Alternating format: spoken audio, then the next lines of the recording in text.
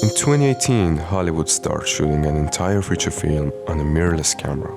A tiny full frame that you can buy today with less than $1,200. And that camera was the Sony A7S Mark II. In Hollywood, most of the time feature films are shot on high-end cinema cameras like RE, Red or Venice, not a consumer mirrorless camera, but their results were impressive.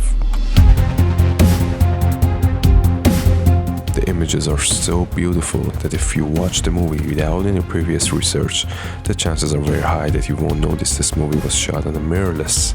But then that begs the question, how they did it, and how you can do it too. According to director and cinematographer, the combination of camera and anamorphic lenses were key to the final look of the movie. Employing that anamorphic style adds a lot to the cinematic look. The biggest difference which is achieved by shooting with anamorphic lenses is that they provide a widescreen aspect ratio. They shot the whole film with Hawk vintage anamorphic lenses. Very expensive lenses that only one of them costs 10 times more than the camera body.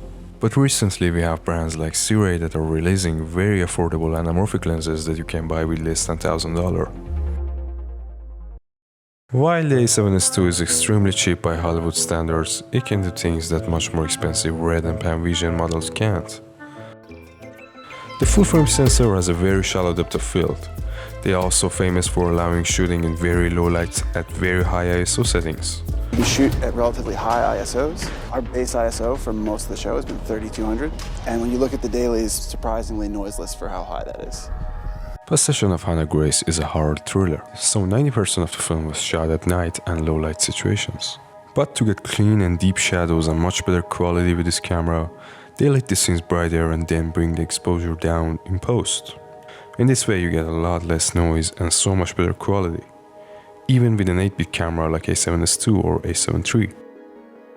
Camera movement is also one of the most important elements of a cinematic image, and having some sort of a stabilizer can help a lot with that. In the film they use camera dolly, Steadicam and tripods, but even with the DJI gimbal you're able to perform almost every shot in this movie.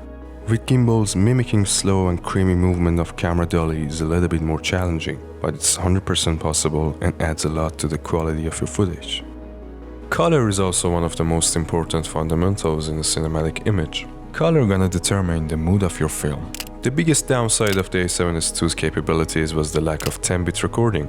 It's only 8-bit. But cinematographer Leonard Hellige puts it like this. If you're not too dirty and you keep the certain rules about the exposure and color, you can shoot really beautiful images with it. In my experience, one of the most important rules with these cameras is to always overexpose your image at least 1.5 stop. Especially when you shoot in log. Trust me, the difference is day and night. Also because there's not a lot of flexibility with 8-bit codecs in grading, you should fix your white balance in camera too.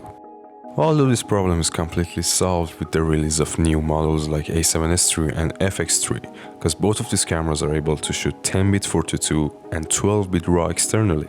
Actually, these cameras are so good that even one of the best ever cinematographers in the world and 2-time Academy Awards winner, Greg Fraser, that you might know from movies like The Batman, Dune, and so many other great movies, said he's gonna shoot his next film entirely on FX3. You know, the Sony FX3, for example, you know, this amazing prosumer camera. I'm about to use that on a film I'm shooting in Thailand. It's so good. It's ridiculous. I'm about to shoot the entire film on this camera.